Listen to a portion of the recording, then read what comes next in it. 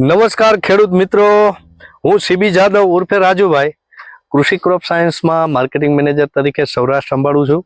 અને આજે અમરેલી જિલ્લાનું બાબરા તાલુકાનું મોટા દેવળિયા ગામે મેં એક ઓર્ગેનિક ખેડૂતોની મુલાકાત કરી છે અને જેમનું નામ છે તુલસીભાઈ ગાજીપરા, જે આપણી સાથે છે.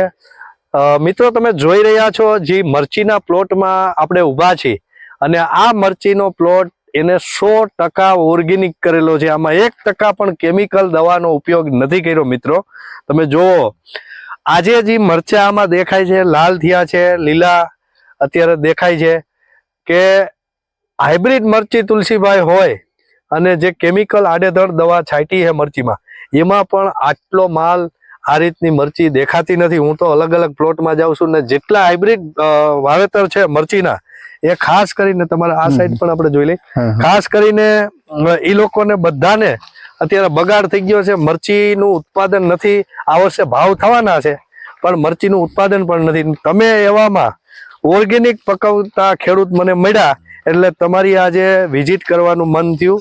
તો મિત્રો, તમે જોઈ શકો છો, આ મરચી એકદમ માલ ભરેલો છે, લાલ છે. તો તમે આ મરચીમાં શું કરો છો આવી રીતે? બસ સાહેબ નમસ્કાર. હવે આ મરચું હું તો આ બધું દેશી જ બનતા સુધી તો કરું છું. અને અમારી એસપીકે પદ્ધતિ સુભાષ પાલેકર પ્રાકૃતિક કૃષિ એ 2016 થી કરું છું. એટલે અમારી રીતે અમારા જેટલા પ્રયોગ છે ને એ બધા આની અંદર કરતા હોઈએ. રાસાયણિક તો ખાતર પણ નહીં અને દવા પણ નહીં, એનો એક પણ પ્રયોગ આમાં કરેલો નથી. અને એમાં આજે અમને સફળતા મળી છે અમારી રીતે. અને છેલ્લા ડિસેમ્બર પછીની આમાં છે જ કુકર ને એવું દેખાય છે. બાકી બીજું કોઈ દિવસ આમાં કઈ પણ પ્રોબ્લેમ આવ્યો જ નહોતો. પણ એની સામે આમાં મરચું અત્યારે એટલું ભરેલું છે, તો ઉતારેલું એટલું છે, આમાંથી ઉતરી ગયું. લીલું મરચું ઉતારી લીધું હતું. ઉતારેલા ઢગલામાં પડ્યા છે, એ બતાવજો કેમેરામેન સાહેબ. અત્યારે હાલમાં ઉતરી ગયેલું છે ને હાવ દેશી પદ્ધતિથી બનાવ્યું છે. અને મરચું પણ દેશી, જો ત્યાં છે એ બધું રેશમ પટ્ટો છે, આ બધું આ બે કાશ્મીરી છે, આ કાશ્મીરી ગોલર છે, આ બાજુ ગોલર. ખેડૂત મિત્રો, દેશી મરચી બહુ બગડી છે, એટલે કે હાઇબ્રિડ બગડી છે, એમ દેશી પણ બગડી છે. પણ અહીંયા હું આવ્યો તો અહીંયા દેશી મરચા મને લાલે દેખાય છે અને સાથે સાથે લીલા એટલા દેખાય છે. ઘણા લોકોને તો દેશી મરચું આવ્યું જ નથી, એમ કે ભાઈ ક્યારે ફાલ આવશે.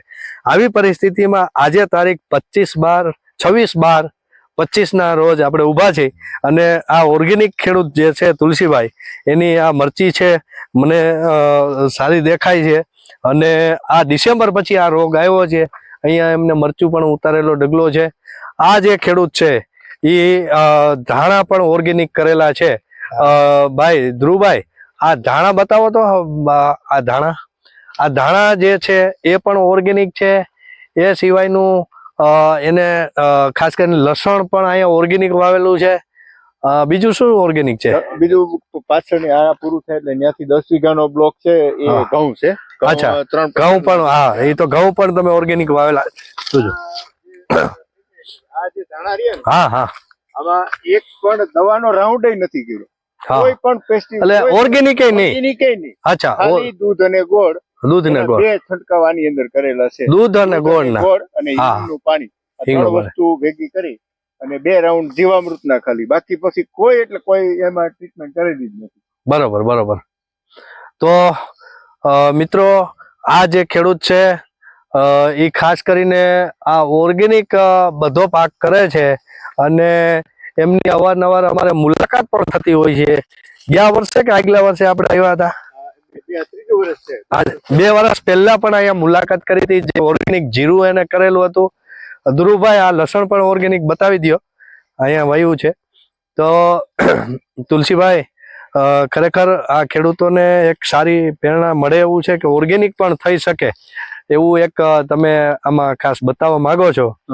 તો ઘણા લોકોને એવું હોય કે ઓર્ગેનિક એટલે ઉત્પાદન ન આવે અને ઓર્ગેનિક વસ્તુ થતી જ નથી, એવું જે ખેડૂતોને માઇન્ડમાં હોય, તો એના વિશે શું કહેશો?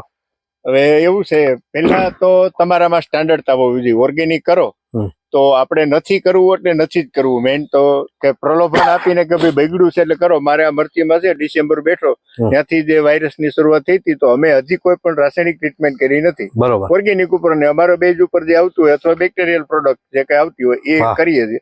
એટલે મેઇન વસ્તુ એ છે કે રાસાયણિક ખાતર તમે ઘટાડો હમ. અને એની અત્યારે જે ઘણા એરંડી નો ખોળ છે, ઘનજીવામૃત છે, અત્યારે તૈયારી પણ મળવા માંડ્યું છે. હમ. એનો ઉપયોગ તમે જેમ બને એમ વધારે કરો હમ. અને તમારી જમીનની અંદર એનો પીએચ આંક સુધારો અને મેઇન કાર્બન ડેવલપ કરો એટલે ઓટોમેટિક એમાં રોગ આવતો બંધ થઈ જાય છે. આ મારો ખુદનો આજે 9 વર્ષનો અનુભવ બોલે છે કે ભાઈ 9 વર્ષથી આજે અમે પ્રયત્ન કરીએ છીએ. હમ. એનું રિઝલ્ટ અત્યારે મળે કે ભાઈ આ 5 મહિના સુધી મરચીમાં કોઈ ડાઘ નહોતો. બરાબર. બીજું કે તમે આ હળદર દર વર્ષે વાવો છો? હળદર દર વર્ષે હો, મારા કસ્ટમર માટે જ ખાસ તો. અને બીજું કે આ મિશ્ર પાક એને એકાબીજાને પૂરક પાક ગણાય એના માટે જ છે કે પેલો બેડ છે હળદરનો છે, પછી 3 મરચીના, પછી 2 પાસે હળદરના, પછી મરચી અને છેલ્લે પછી હળદર. બરાબર. એ રીતે મિશ્ર પાક તરીકે આજે વાવેતર કરો એટલે એનું રીઝન એ પણ સારું મળે છે. અને બીજા નિયમોનો ફોલો કરવા જ પડે એમ કે ભાઈ આપણે ઓર્ગેનિક કરીએ છીએ ને બીજું કઈ ન કરવું પડે એવું નથી.